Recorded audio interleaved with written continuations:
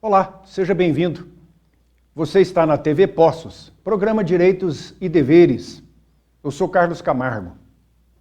Passamos para você, escritório jurídico Dr. Vanderlei de Mello, o endereço, como sempre fazemos, na rua Dr. Norberto Carlos Ferreira, número 49, no bairro Santo Augusto, aqui em Poços de Caldas.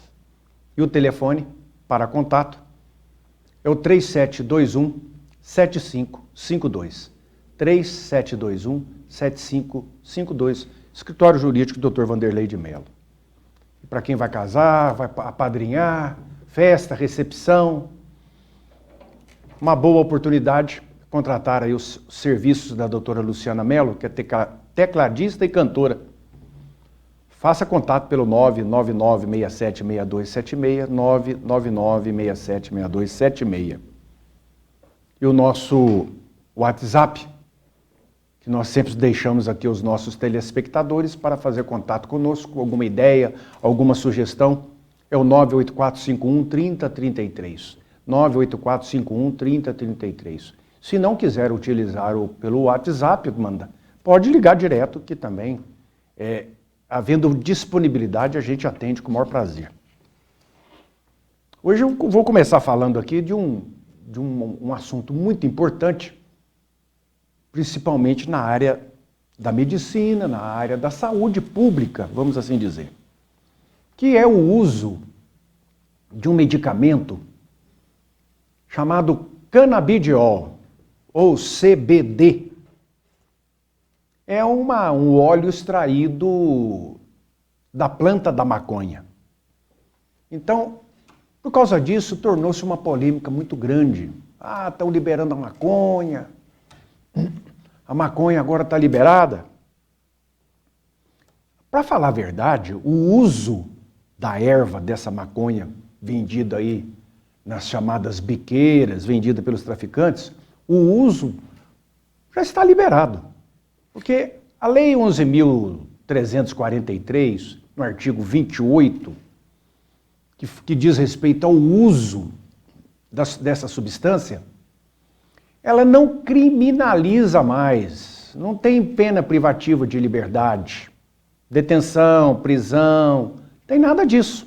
O máximo que pode acontecer é a polícia aí, ao encontrar alguém usando um cigarro de maconha, vai fazer lá um boletim de ocorrência, essa pessoa vai ser encaminhado o processado para, conhecido termo circunstanciado de ocorrência, que vai para o juizado especial.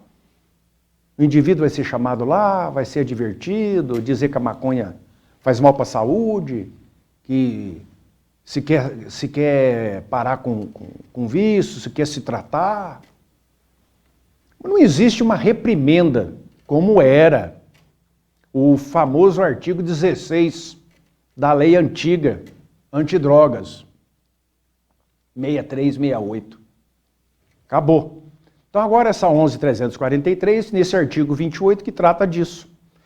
Então, o que está proibido mesmo, que dá cadeia e tem que dar, é o tráfico.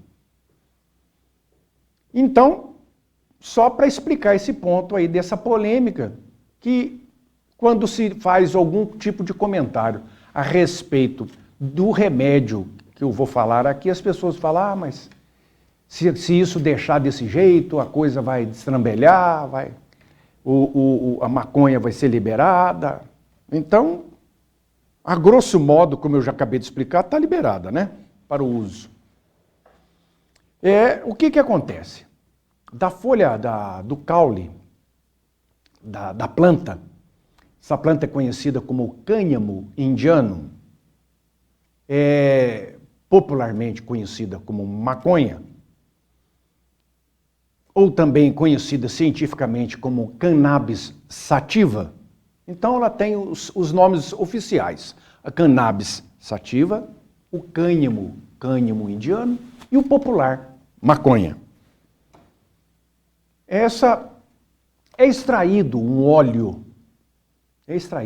no caule que contém uma substância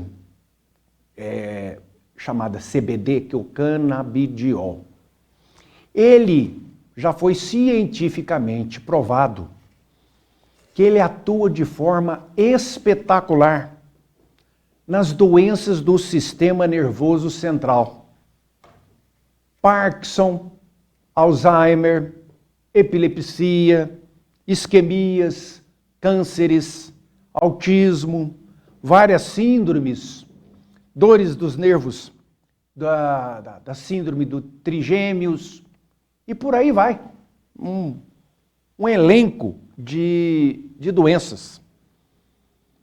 Então os médicos estavam autorizados a receitar para o paciente, né, principalmente médicos da área aí da neurologia, da psiquiatria, a receitarem esses remédios, que comprovadamente vem fazendo um efeito muito positivo para esses pacientes, dando uma qualidade de vida que eles não tinham. Aí veio agora, recentemente, o Conselho Federal de Medicina baixou uma portaria dizendo, não, o médico só vai poder receitar o canabidiol para alguns casos de epilepsia. Aí deu uma polêmica muito grande. Então, aquilo está sendo discutido lá na Câmara dos Deputados. Entidades, especialistas, pacientes poderão participar de uma consulta, melhor dizendo, pelo Conselho Federal de Medicina sobre o uso terapêutico do canabidiol, que, como eu disse, é esse óleo extraído da planta da maconha. É extraído em laboratório legalizado, credenciado.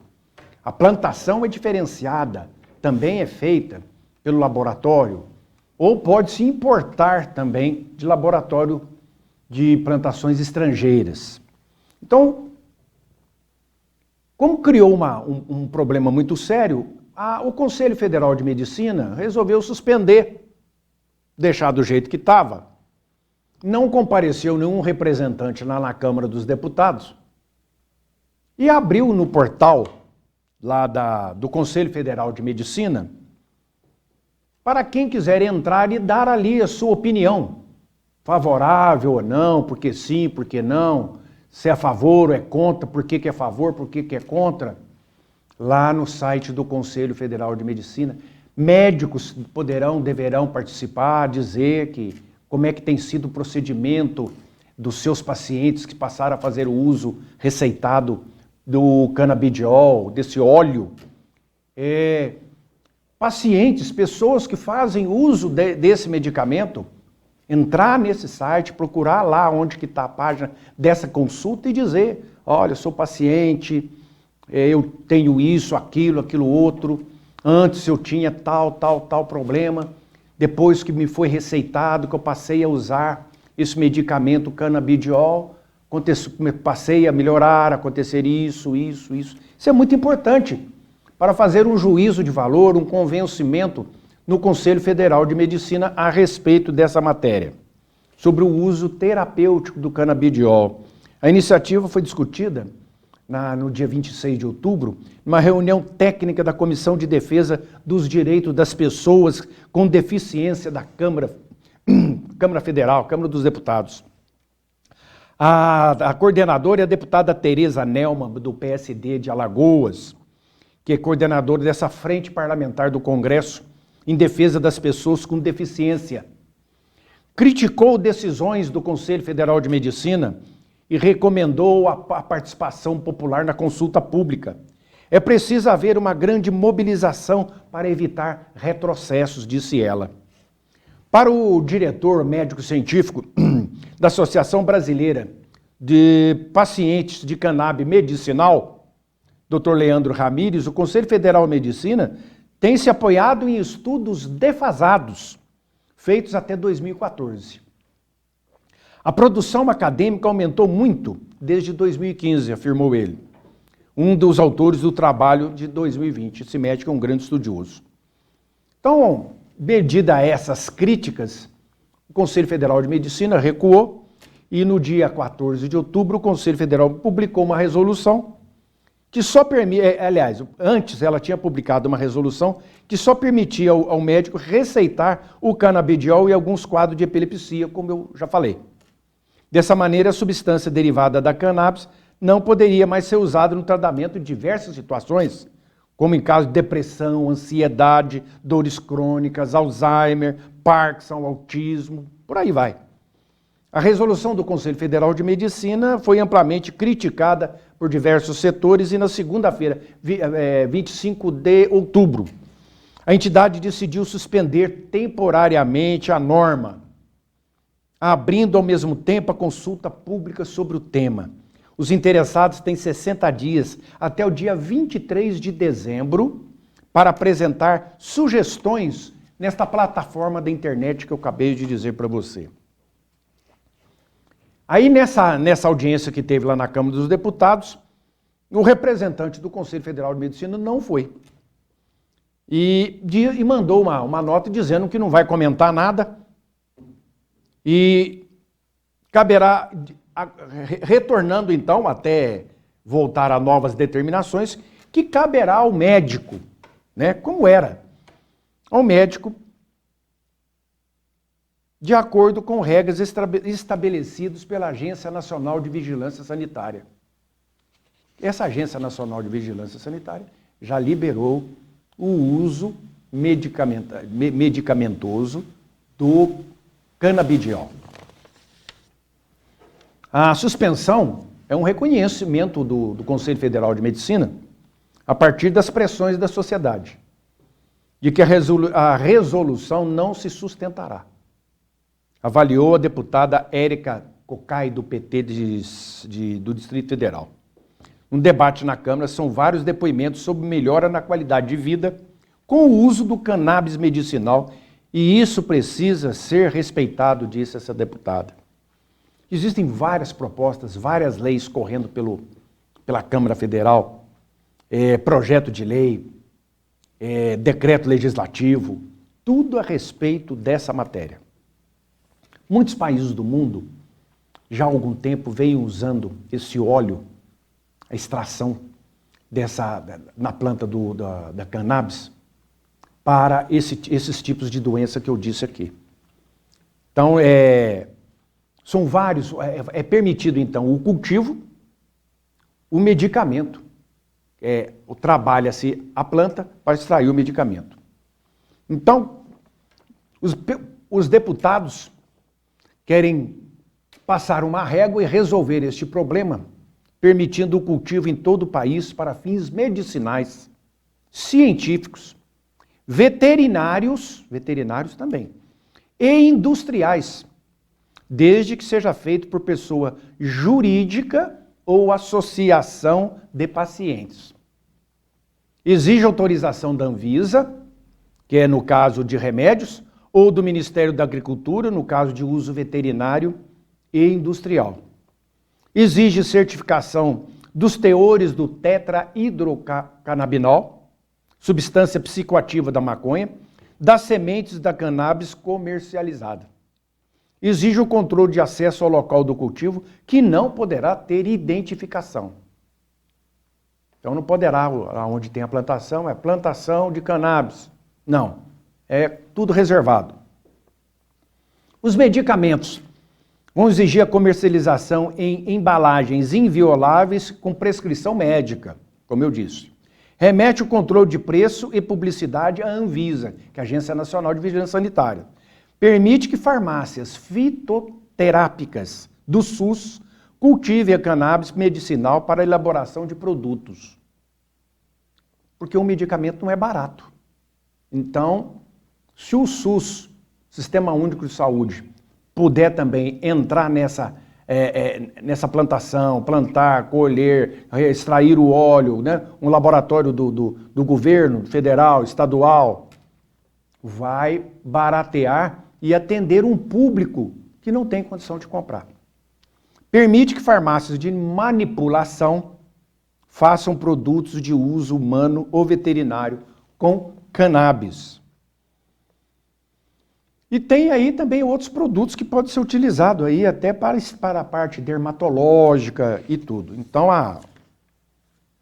não tem nada a ver esse óleo, que é o canabidiol, com a erva fumada em cigarro da chamada maconha, né? O pé é o mesmo, a planta é a mesma, só como eu disse, tira do caule o óleo. E o cigarro de maconha é uma mistura de tudo que eles colhem e mistura até batizam, né? Como fala na gíria. A matéria é batizada para aumentar o volume, colocam-se várias coisas químicas ali para poder fazer aquela massa aí, para poder fazer a prensagem. E, na maioria dos casos, pasmem, é esterco de vaca que vai ali no meio.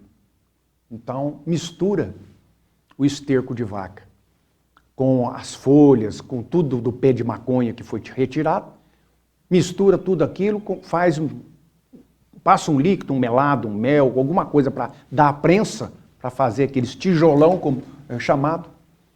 E quando chega lá na boca do usuário da maconha, ele está fumando ali uma pequena porção, na realidade, de maconha, e uma grande porção de estrume de vaca.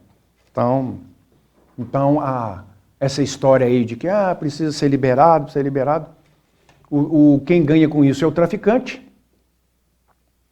E para o Estado fazer essa comercialização, no caso do Brasil, um país tão continental feito esse, é completamente inviável o controle disso aí. Matéria que vai dar muito pano para manga, vai muita discussão.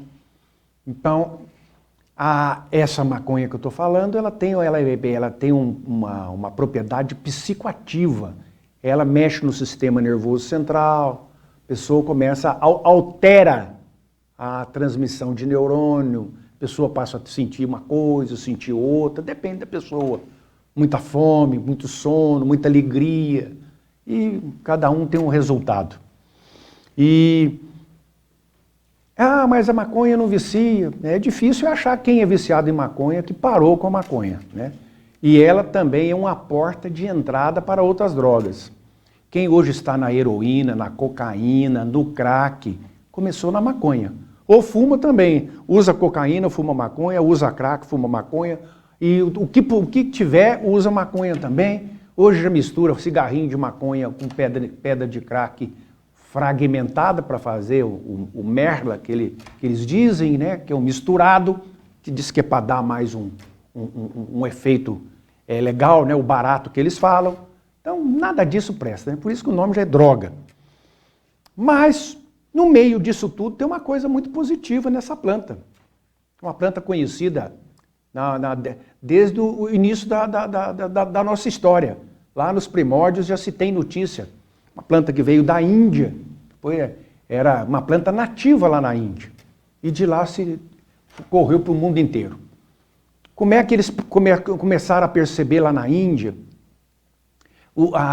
aqueles sitiantes que tinham seu rebanho de cabras, que viam esses animais pastando e comendo uma determinada planta, que os animais se portavam de maneira mais calma, ficavam mais obedientes, não havia atrito entre eles, os mais violentos do rebanho mantinham uma calma, havia uma alteração ali no comportamento do rebanho. Então dali surgiu a curiosidade de estudar aquela planta. E dali para frente, o mundo inteiro hoje conhece a chamada cannabis sativa, ou cânhamo indiano, ou popularmente a maconha. Mas voltando aqui, o que eu falo a respeito desse uso medicinal, desse óleo que é extraído, o Superior Tribunal de Justiça, ele pacificou um entendimento e autorizou o cultivo da cannabis medicinal. Então foi a 5ª turma do Superior Tribunal de Justiça que expediu um salvo-conduto para paciente importar sementes e cultivar cannabis para fins medicinais, respeitadas prescrições médicas. Então, isso é muito importante. Para finalizar esse assunto, essa lei do antidrogas, que é a Lei 11.343 de 2006, ela não proíbe o uso devido e a produção autorizada. Então, essa própria lei de droga fala isso. Então, diz assim, no artigo 2º, parágrafo único da legislação: pode a União, o Estado Federal, autorizar o plantio, a cultura e a colheita dos vegetais referidos no artigo, no caso a maconha, exclusivamente para fins medicinais ou científicos, em local e prazo pré-determinados mediante fiscalização, respeitadas as ressalvas supramencionadas. Um grande remédio que está fazendo um grande efeito, mas ainda causa grande polêmica porque, como eu disse, as pessoas misturam uma coisa com a outra e acham que está liberando a maconha, que esse óleo, que remédio que a pessoa vai usar vai ficar também viciado, que vai... Não tem nada a ver. Conforme eu expliquei aqui, cada coisa é uma coisa diferente da outra, já que a gente volta.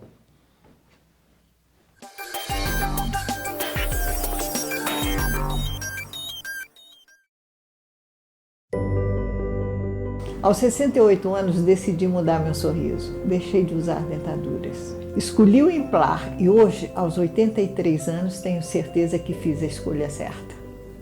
Amadureci com qualidade de vida. Faça como eu, venha para o Implar e volte a sorrir.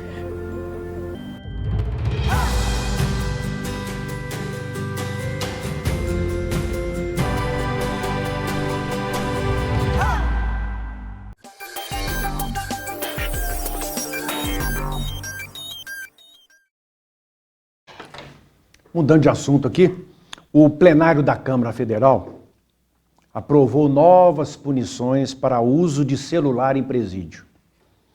Nós estamos cansados de ouvir aí o uso de celular em presídio.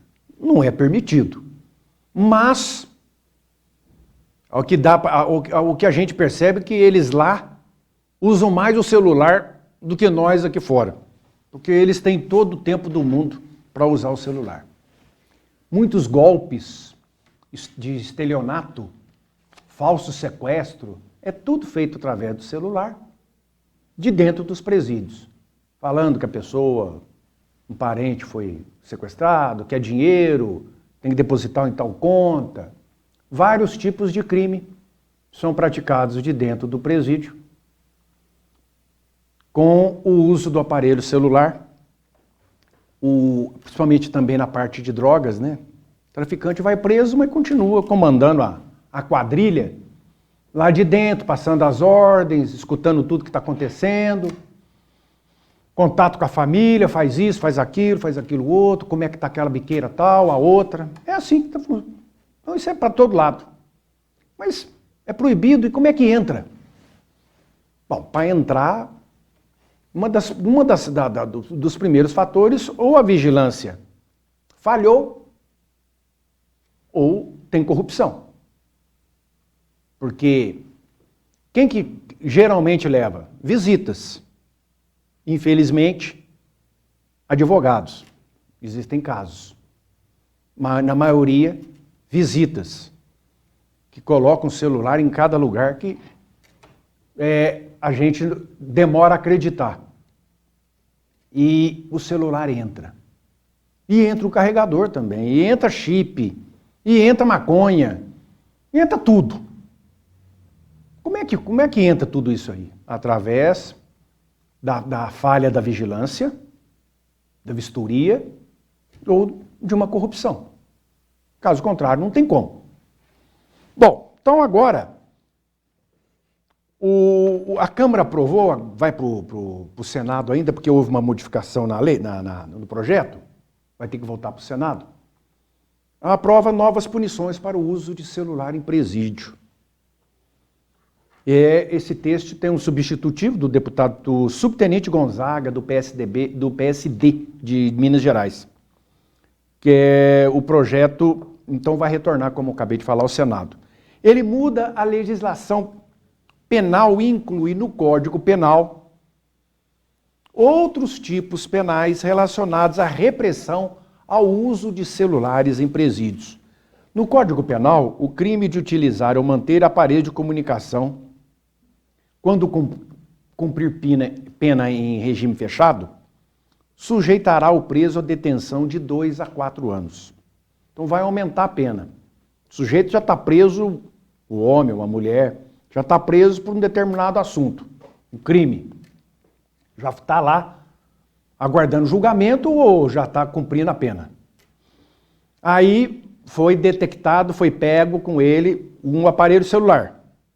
Então, por causa dessa conduta, ele vai ser condenado a uma outra pena de 2 a 4 anos. Ou seja, vai acabar aumentando o que ele já deve. O crime de levar os aparelhos celulares, que eu acho até mais grave, para os presos, ou facilitar esse acesso, como eu disse, alguém leva, ou a vigilância falhou por isso ou por aquilo. Passará a uma detenção de 1 a 6 meses, que isso aí para inglês ver que se não existe detenção, não fica preso, de 1 a 6 meses não fica preso, para reclusão de 4 a 6 anos. Agora ficou bom. Agora ficou bom. Reclusão de 4 a 6 anos. Então, o familiar, amigo, seja lá quem for, que foi tentar passar para dentro do presídio, da cadeia, um aparelho celular, sendo pego, descoberto quem é ele, vai então responder um processo para uma pena de 4 a 6 anos de reclusão, de cadeia. E, agora, se tiver outras coisas junto com o celular, que comumente tem, que é maconha, cigarrinho de maconha, pedrinha de crack, aí é outro assunto. Aí é tráfico, que também tem pena aumentada. Então a gente vê que é uma briga, é uma correria do gato e o rato, né? Fecha daqui, sai, eles conseguem abrir achar uma saída, cerca dali, é assim que acontece. Infelizmente, o que mais tem se notícia é do uso à vontade de aparelho celular dentro de presídios. Então, a lei está aqui fazendo a parte dela, está engrossando o caldo para que o cidadão, a cidadã que cometa esse crime possa, então, ser processado e penalizado uma pena mais dura, para que, com isso, retire essa pessoa de circulação ou vai intimidar quem está pensando em passar. Né? Existem casos aí que jogam para fora de presídio, eles fazem embrulhos, joga por cima de muro, de muralha de presídio, no pátio. Até drone, né? Já tem casos aí de drone sobrevoa, chega lá e dispensa a mercadoria, a droga, o celular. É muito complicado. Então, a vigilância tem que ser honesta, constante, 24 horas por dia, sem um segundo de bobeira. Porque é no segundo que as coisas passam. E a lei tem que endurecer. Não basta só a lei endurecer também. Aqueles que são os operadores do direito, né, chamados senhores delegados, promotores, juízes, o juiz na hora de dar a sentença. Cadeia nesse povo. Então é muito importante porque quem sofre com isso é a sociedade aqui fora. Um assunto também, cada uma que aparece lá no Senado Federal, aprovaram agora no dia 23 de novembro, um projeto de lei, aprovado na Câmara, vai para o Senado, do pastor Sargento Isidoro, que veda qualquer alteração, edição ou adição aos textos da Bíblia, composta pelo Antigo e Novo Testamento e seus capítulos ou versículos, Projeto que proíbe a alteração dos textos da Bíblia. Eu não sei que serventia que tem isso, cada religião que resolva a parte da sua Bíblia. O Brasil é um estado laico, ou seja, não tem uma religião oficial, mas respeita-se pela Constituição que todo exercício, o culto de qualquer religião, seita, dentro das normas da lei. Agora vem essa lei aí, porque não pode alterar a Bíblia, não pode... Então, se for fazer um catecismo, que fazer desenhinho lá com os textos da Bíblia, as pessoas lá que estão relacionadas na Bíblia, aparecer nesse caderninho, nesse livrinho, não vai poder. Mas a Bíblia já vem sendo alterada, ela foi escrita do grego passou para o latim, do latim passou para o alemão, para o francês, para o português, já tem alteração de tudo quanto é jeito. Tem uma Bíblia já mais para segmento católico, a mesma Bíblia atualizada para segmentos protestantes evangélicos. Você se preocupar com isso? Cada religião cuida aí das coisas, não existe esse negócio de proibir, que põe, que retira. Problema de cada religião. Cada assunto que aparece também, que não tem nenhuma serventia para a sociedade. Obrigado pela atenção, um grande abraço, fique com Deus.